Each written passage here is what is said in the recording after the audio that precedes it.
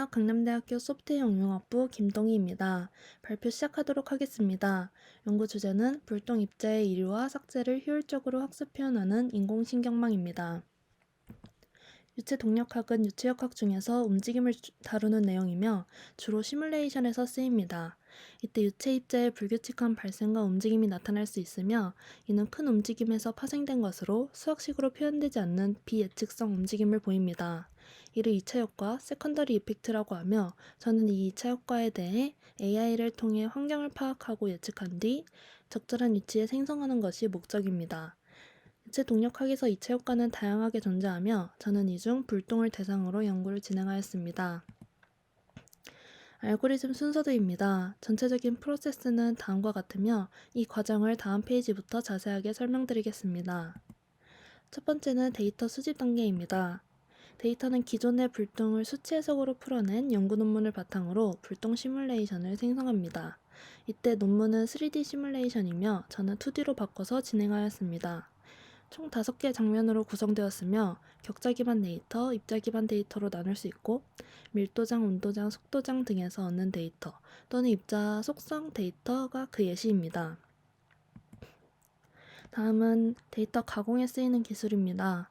분류 모델을 학습할 때는 데이터가 분류 도메인에 따라 고르게 분포되어 있어야 하는데 앞선 시뮬레이션의 경우 불똥이 존재하는 영역보다 존재하지 않는 영역이 훨씬 많은 양을 차지하기 때문에 밸리드 셀을 사용하게 됩니다.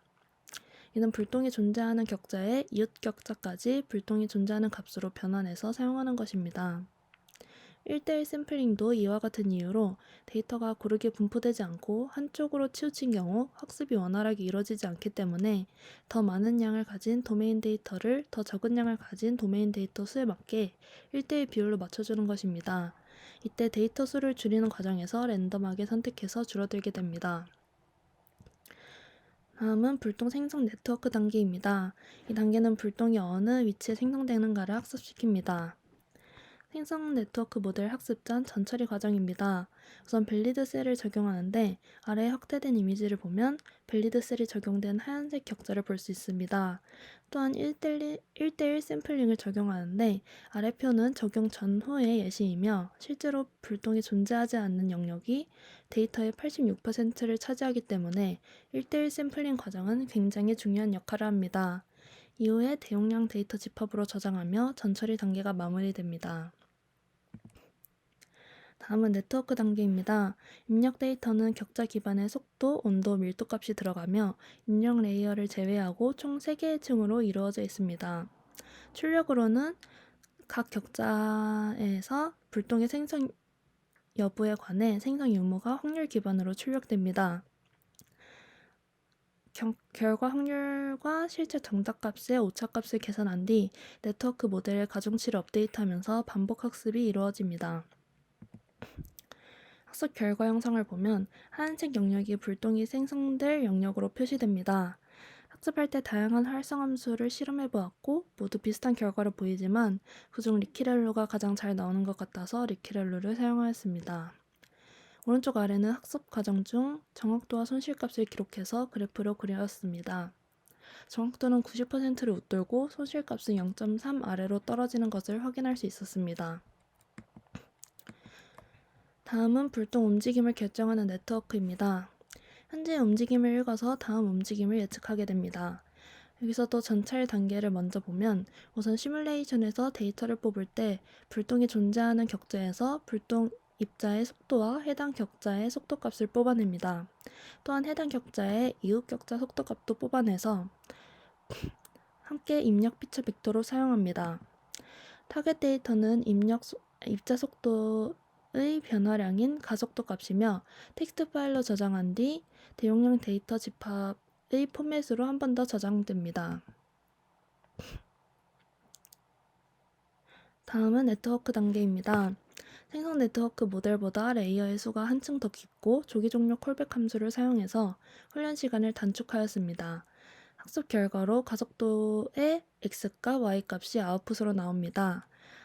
타겟 값은 입자의 속도 변화량, 즉 현재 속도와 다음 속도의 차이값을 사용하며 리스트 스퀘어 에러 손실 함수를 사용합니다. 가속도가 결정되면 속도를 알 수 있고 속도를 알게 되면 위치를 알 수 있기 때문에 불똥의 다음 위치가 어디인지가 결정됩니다. 결과 영상입니다. 정확도는 앞선 생성 네트워크에 비해 떨어져서 약 70% 정도이며 손실값은 앞과 비슷하게 0.2 아래로 떨어집니다. 마지막으로 불똥 수명을 결정하기 위한 추가 학습 단계입니다. 기존에는 불똥이 사라지는 조건으로 시뮬레이션 도메인을 벗어나거나 생성된 뒤 60프레임 뒤에 사라지도록 설정하였습니다. 하지만 이는 불똥 주변 환경과 전혀 관련 없이 사라지게 되고 한 번에 많이 사라져서 부자연스러움이 존재했습니다. 따라서 수명이 불똥 속도에 의해 제어된다면 학습 데이터로 사용할 수 있을 것 같다는 가능성을 보고 불똥 수명을 정의하는 식을 사용해서 수명 또한 값으로 정의하였습니다. 수식에서 일정한 값이 차감되면서 불똥의 속도가 작아지면 어느 순간 수명이 0보다 작은 값으로 내려가는데 이때 불똥이 사라진다는 조건을 만들었습니다. 이렇게 불똥 수명을 값으로 설정하면 훈련 데이터로 사용이 가능해집니다. 불똥의 수명도 속도값으로 결정되는 것으로 변경되었기 때문에 속도값이 입력으로 들어가는 움직임 네트워크를 사용합니다. 타겟 데이터에 불똥의 수명 데이터도 추가해서 다시 학습을 진행하면 됩니다. 이때 1대1 샘플링을 거친 뒤에 적용합니다.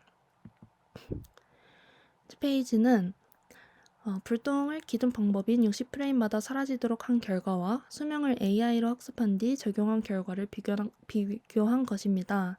기존 방법은 불똥 입자가 한 번에 사라지는 것을 볼 수 있으며 학습 결과가 더 학습한 결과가 더 자연스러운 것을 확인할 수 있었습니다. 이때 수명에 대한 인계값을 설정해서 불똥 입자 수를 조절할 수 있습니다. 이렇게 해서 모든 단계를 자세히 살펴보았습니다. 정리하면 어떤 위치가에 불똥이 생성될 수 있는 위치인가를 결정하고 불똥의 다음 움직임을 예측한 뒤 위치를 업데이트하며 불똥의 수명을 제어하는 것까지 모든 과정을 AI로 학습시켰으며 모든 과정을 결합한 최종 결과를 보여드리도록 하겠습니다. 왼쪽이 수치 해석으로 계산된 원본 시뮬레이션 데이터고 오른쪽이 테스트 결과입니다.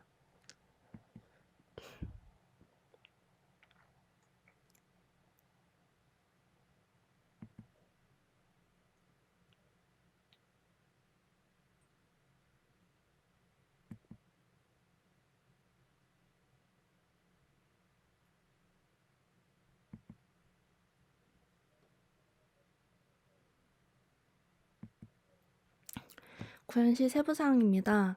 네트워크 학습은 파이썬의 케라스로 진행하였으며 데이터 생성과 시각화는 C++의 오픈GL 라이브러리를 이용하였습니다. 향후에 카오스 영역을 찾아내서 제어가 가능한지 연구해보고 만약 이는 학습이 불가능하다면 브라운 운동을 적용해서 지금보다 훨씬 더 자연스럽고 리얼리틱한 결과를 만들어낼 예정입니다. 이상으로 발표 마치도록 하겠습니다. 감사합니다.